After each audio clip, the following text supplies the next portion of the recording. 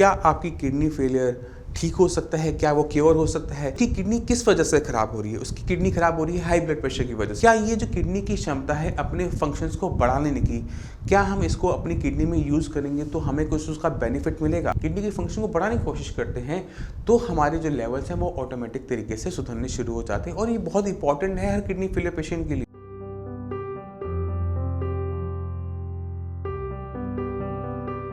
नमस्कार, मेरा नाम है डॉक्टर पुरुधमन और आज इस वीडियो में हम बात करने वाले हैं कि क्या आपकी किडनी फेलियर ठीक हो सकता है? क्या वो क्योर हो सकता है? इसी क्वेश्चन का आंसर मैं आपको इस वीडियो में देने की कोशिश करूंगा। किडनी फेलियर एक ऐसी बीमारी है जो डायबिटीज़ की तरह होती है, जो कंट्रोल तो हो सकती है मगर ठीक नहीं हो सकती। इसलिए इस बीमारी को माना जाता है कि ये नॉन क्योरेबल डिसऑर्डर है बट मैनेजेबल डिसऑर्डर है, जो कि बहुत इंपॉर्टेंट चीज़ हो जाती है हर किडनी फेलियर के पेशेंट के लिए समझना। ऐसा क्यों है इसको जान लेते हैं, तब आप समझ पाएंगे कि जो चीज़ें आप सुनते हो, जो चीज़ें आप देखते हो, वो कितनी सच है और कितनी झूठ है। एक किडनी फेलियर के पेशेंट की किडनी के अंदर झांक के देखो, उसकी किडनी किस वजह से खराब हो रही है। उसकी किडनी खराब हो रही है हाई ब्लड प्रेशर की वजह से, उसकी किडनी खराब हो रही है शुगर की वजह से। किसी भी वजह से अगर आपकी किडनी के अंदर की जो सेल्स है जो खून को फिल्टर करते हैं वो मर जाएं, क्या वो जिंदा हो सकते हैं? पहले अपने आप से सवाल करो। अगर जिंदा नहीं हो सकते तो क्यों नहीं हो सकते? क्योंकि नेचर अलाउ नहीं करता। जो चीज़ मर गई है वो जिंदा नहीं हो सकती। इसी वजह से किडनी के अंदर जो नेफ्रॉन्स मर गए हैं वो जिंदा नहीं हो सकते। अब सवाल उठता है कि कैसे हम अपने क्रिएटिनिन को डाउन करें, कैसे अपनी किडनी को फंक्शनिंग को हम बचाएं। अगर आप खुद सोच के देखो कि किडनी अभी आपकी पूरी खराब नहीं हुई है, कुछ पार्ट उसका खराब हुआ है, हो सकता है कि वो आपका 80% होगा। अगर आपकी किडनी 80% डैमेज हो गई है तो अपना मान के चलिए कि आपका क्रिएटिनिन लेवल 6, 7, 8 के आसपास कहीं ना कहीं होगा। अगर आपकी किडनी 20% जिंदा है, अगर इस 20% किडनी को हम बचाए रखते हैं और इस 20% किडनी से हम 40% का काम लेते हैं तो क्या होगा? अगर आपकी 20% जो किडनी है बची रहती है, पहली चीज़। दूसरी, अगर वो पहले से बेटर काम करती है यानी 40% किडनी तक का काम लेती है तो आपका किडनी लेवल 3 या 4 पर आ जाते हैं। अब सवाल ये उठता है कि किडनी ऐसा कर सकती है? क्या हमारे पास कोई ऐसा एग्जाम्पल है जिसको देख के हमें लगे कि किडनी अपने फंक्शंस को बढ़ा सकती है? क्योंकि लीवर के बारे में हम सब जानते हैं कि लीवर को अगर हम काट के छोड़ देते हैं तो वो पूरा का पूरा रीजनरेट हो जाता है। तो किडनी के पास कुछ ना कुछ तो खूबी होगी। एग्जाम्पल मैं आपको देता हूँ। अगर एक इंसान अपनी किडनी निकाल के दूसरे इंसान को दे देता है तो किडनी 2 में से 1 हो गई, खून को साफ करने की क्षमता आधी हो गई। मगर खुद से पूछो, क्या उस पेशेंट का किडनी लेवल, यूरिया लेवल बढ़ता है? अगर नहीं बढ़ता, अगर आपके माइंड में इसका आया है नहीं बढ़ता, तो क्यों नहीं बढ़ता? क्योंकि किडनी के पास क्षमता है, उसके पास एक नेचुरल पावर है अपने फंक्शंस को बढ़ाने की। अब अपने आप से सवाल करो, क्या ये जो किडनी की क्षमता है अपने फंक्शंस को बढ़ाने की, क्या हम इसको अपनी किडनी में यूज़ करेंगे तो हमें कुछ उसका बेनिफिट मिलेगा? जो 20% किडनी आपकी बची हुई है, अगर वो 40% का काम करेगी तो क्या आपको फ़ायदा होगा? फ़ायदा होगा। आपका एक तो 20% किडनी आराम से बची रहेगी, 40% का काम करेंगे, किडनी लेवल आपका 3-4 हो जाएगा। क्या ये जो 3-4 का लेवल है इसमें मैं लाइफ अपनी पूरी निकाल सकता हूँ? क्या मुझे किसी टाइप की कॉम्प्लिकेशन होगी? अपने आप से सवाल करो ये सारे के सारे। अगर आपके लेवल 3 और 4 के हैं और पूरी लाइफ टाइम बने रहते हैं तो इस लेवल पे आपको किसी भी टाइप की कॉम्प्लिकेशन का सहना नहीं पड़ता। ये लेवल अगर आपकी ज़िंदगी भर चलते हैं हमें कोई दिक्कत नहीं है, क्योंकि हमें डायलिसिस की ज़रूरत नहीं पड़ेगी, हमें ट्रांसप्लांट की ज़रूरत नहीं पड़ेगी, हमारी लाइफ बिल्कुल नॉर्मल होगी।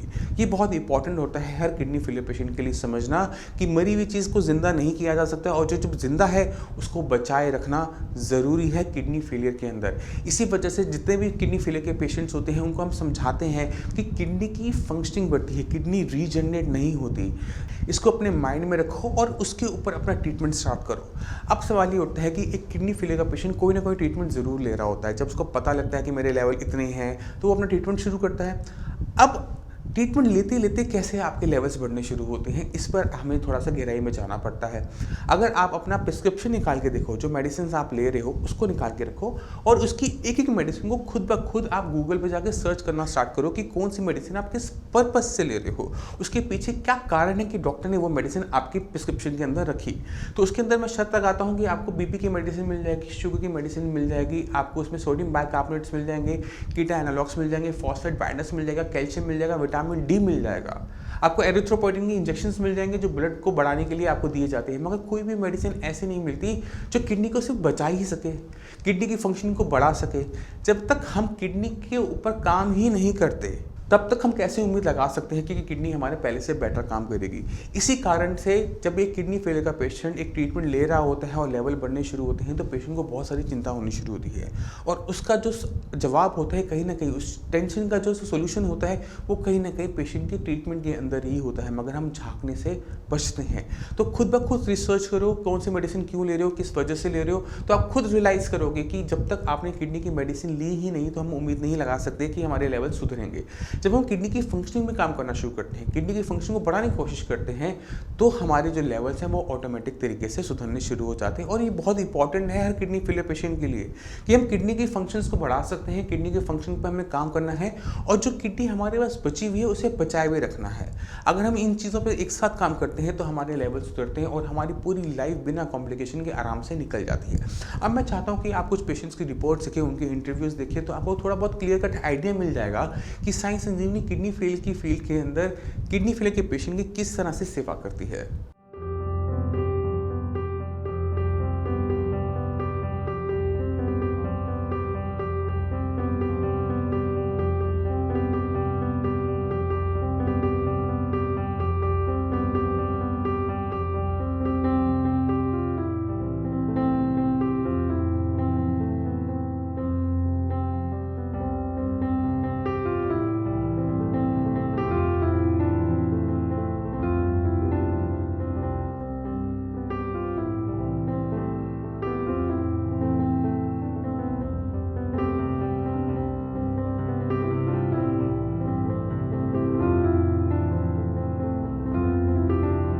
तीन महीने में के अंदर इन्होंने क्या फील किया साइंस इंजीनियरिंग ट्रीटमेंट के बारे में, ये सब हम जानेंगे राजवीर सिंह से।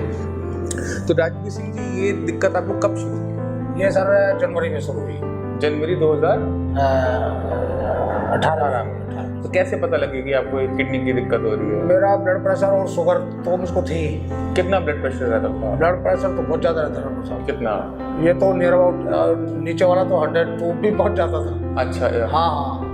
और ऊपर वाला कितना? ऊपर वाला 180 ऐसे पहुँचाता था। 180 और 102। यानी कि मतलब डॉक्टर साहब जो थे, जो मुझे देख रहे थे, इतने ब्लड प्रेशर में जाने के बाद वो घबरा गए, लेकिन मुझको एक्चुअली बॉडी इतनी वो हो चुकी थी तो मुझको इतना वो नहीं पता नहीं लगता ऐसे, मगर उसका शरीर के अंदर नुकसान चल रहा था। और उसके बाद आपकी और दिक्कत क्या महसूस करते थे उस टाइम में? दिक्कत नहीं, फिर एकदम स्वेलिंग आई थी। स्वेलिंग पैर में आई थी? पैर में और यहाँ चेहरे पे आई थी। तो उसके बाद जब आपको पता लगा कि आपको किडनी की दिक्कत है तो आपने अल्ट्रासाउंड करवाया था? रिपोर्ट में डॉक्टर साहब ने देखा, वो अल्ट्रासाउंड डॉक्टर साहब ने कराया। किडनी में क्या दिक्कत बताई थी? श्रिंकेज बताई थी? क्या बताया था? वो जो इसमें कोई गैप समथिंग जो भी है वो नसों में गया। राजवीर सिंह की जो किडनी का साइज था वो छोटा होता जा रहा था, वो श्रिंक कर रही थी, वो अपने नॉर्मल साइज से बदल गई थी, और इनको रीनल पैरेन्काइमा डिजीज़ जो कि अक्सर दिखी जाती है हाई ब्लड प्रेशर की वजह से, वो दिक्कत शुरू हो गई। तो जब आप यहाँ आए तो किडनी आपकी क्या कंडीशन थी? उस टाइम तो मेरा लेवल 8.25 था। और बीपी और शुगर का क्या हाल था? वो भी उसी पोजीशन में थे, मतलब पुराने पोजीशन में। और शुगर कितनी रहती थी? शुगर जो शाम की थी वो नियर अबाउट 260, जो और ये 260 के आसपास, 260 के पास, क्योंकि मैं इंसुलिन ले रहा था तो सुबह की तो कंट्रोल रहती थी। अच्छा, इंसुलिन कितने यूनिट ले रहे थे? 18 यूनिट इंसुलिन लेने के बाद इनकी शुगर 260 थी, रैंडम मान लेते हैं इसको हम, तो इतने हाई लेवल। अब आपको 3 महीने के अंदर शुगर आपकी क्या स्टेटस है? शुगर तो बहुत ही कंट्रोल आ चुकी है नुकसान। फिर भी मुझे थोड़ा सा बाकी सब ऑडियंस को बताओ कि क्या लेवल्स आ गए। मॉर्निंग का जो है, जो मैं फास्टिंग कर लेता हूँ, वो नियर अबाउट 78, 90, 100 से नीचे रहती है। नॉर्मल हो गई? नॉर्मल, वो तो बहुत नॉर्मल हो गया। और इसमें आप यूनिट्स कितने ले रहे हो इंसुलिन के? यूनिट जो आज की तारीख में ले रहा हूँ 10 ले रहा हूँ, 10 या 12, 18 यूनिट से 10 यूनिट पर आए हैं 3 महीने के अंदर। शुगर जो 260 रहती थी अब वो नॉर्मल वैल्यूज के अंदर रहती है, क्लोज टूवर्ड्स, अब क्या कहते हैं कि कम की तरफ ज़्यादा रहती है। इसलिए इनको हर महीने 2 से 4 यूनिट इंसुलिन घटाना पड़ता है कि वो जो लेवल्स हैं वो बने रहें, बॉडी हाइपोग्लाइसेमिक ना हो। बीपी का क्या कंडीशन है? बीपी एक्चुअली जब से थोड़ी सर्दी शुरू हुई है ये हुआ, अदरवाइज बीपी मेरा इतना बढ़िया था डॉक्टर साहब के ये 70 और 120, 130 यहाँ तक ही रहता था। अब जब से थोड़ी सर्दी शुरू हुई है ये तब से थोड़ा सा बढ़ा है। अच्छा, अदरवाइज बहुत कंट्रोल था। तो ना सिर्फ KFR की ट्रीटमेंट ने इनकी शुगर लेवल को मेंटेन किया, इनकी BP को भी कंट्रोल किया। बहुत बढ़िया था। 69 121 आप लगा लिया, अंदाजा लगा लिया। तो हम हमेशा कहते हैं कि अगर आप किडनी की दिक्कत को जीतना चाहते हो, किडनी फेलियर से मुक्त होना चाहते हो, तो हमेशा उसकी जड़ में, उसके कारण में जाके वर्क करो कि जिसने आपकी किडनी खराब की, पहले तो उसको बाहर निकालो। तो अब राजवीर सिंह जी की कंडीशन के अंदर दिक्कत दोनों थी, डायबिटीज़ भी थी और इनको दिक्कत BP की भी थी, मगर जहाँ तक हमें लगा, जो हमने ट्रीटमेंट इनका स्टार्ट किया, वो किया कि BP को दिक्कत ज़्यादा मेन लेकर कि BP की वजह से किडनी में श्रिंकेज दिखी जाती है। तो किडनी की श्रिंकेज की वजह से हमने इनका जो ट्रीटमेंट रखा वो BP माइंड में रखा कि पहले BP को मेंटेन करो, BP मेंटेन हो जाएगा तो कम से कम इतना हो जाएगा कि किडनी को आने वाले दिनों में BP से और ज़्यादा नुकसान नहीं होगा। जब नुकसान होना बंद हो गया, आगे की जो दिक्कत है वो किडनी की जो खराब होने की जो स्पीड थी वो बंद हो गई और वहाँ से शुरुआत होती है ठीक होने की। अभी 3 महीने हुए हैं, 3 महीने के अंदर यूरिया पहले 3 महीने पहले क्या था? वो तो बहुत ज़्यादा 3 महीने पहले तो बहुत ज़्यादा था। आप उसका देखोगे तो वो तो 200 पता नहीं 100 देख के बताओ कितना है, कितनी सारी रिपोर्ट्स हैं आपके पास। यूरिया था 147। इस कंडीशन के अंदर पेशेंट की जो भूख होती है खत्म हो जाती है।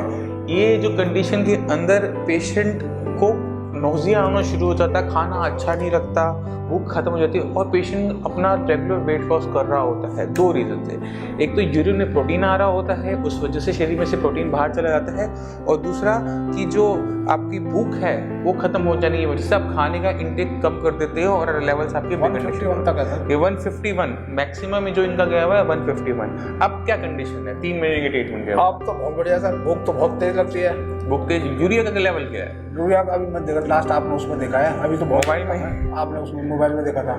जहाँ तक है मेरा 50-60 के पास है। बहुत ज़्यादा, बहुत कम। अब जो लेवल है इनका है 57 नॉर्मल नहीं है, नॉर्मल के बहुत पास है। जब आपके लेवल इतने डाउन हो जाते हैं तो आप ये समझिए ये डाउन क्यों हुए, किस वजह से हुए। यूरिया जो है वो लीवर बनाता है, लीवर बनाने के बाद उसको ब्लड में छोड़ देता है, किडनी उसको शरीर से बाहर करती है। ये एक नाइट्रोजनस फेस मटेरियल है जिसे बॉडी से बाहर चला जाना चाहिए। अगर ये शरीर में इकट्ठा होता रहता है तो ये अलग टाइप के दिक्कतें पैदा करता है, जैसे भूख ना लगना, मुंह से स्मेल आना, फिश जैसी स्मेल आना।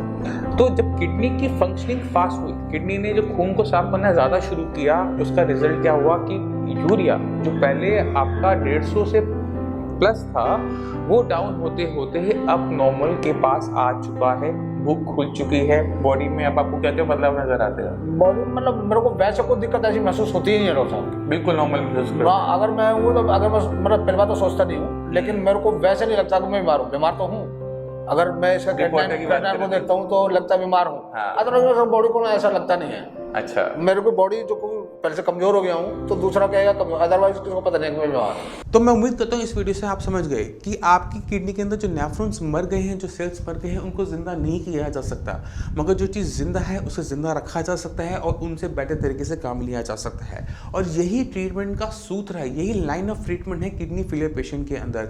अगर किडनी फेलियर का पेशेंट इस लाइन ऑफ ट्रीटमेंट को फॉलो करता है तो पेशेंट्स के लेवल बाकी सब पेशेंट्स की तरह डाउन होने शुरू हो जाते हैं, बहुत अच्छी तरीके से कंट्रोल में आने शुरू हो जाते हैं। तो आप इसको फॉलो कीजिए और आप अपनी किडनी को बचा पाएंगे डायलिसिस से और ट्रांसप्लांट से।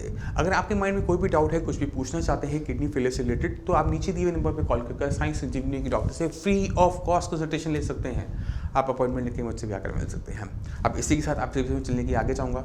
मिलते हैं अगली वीडियो में, तब तक के लिए धन्यवाद।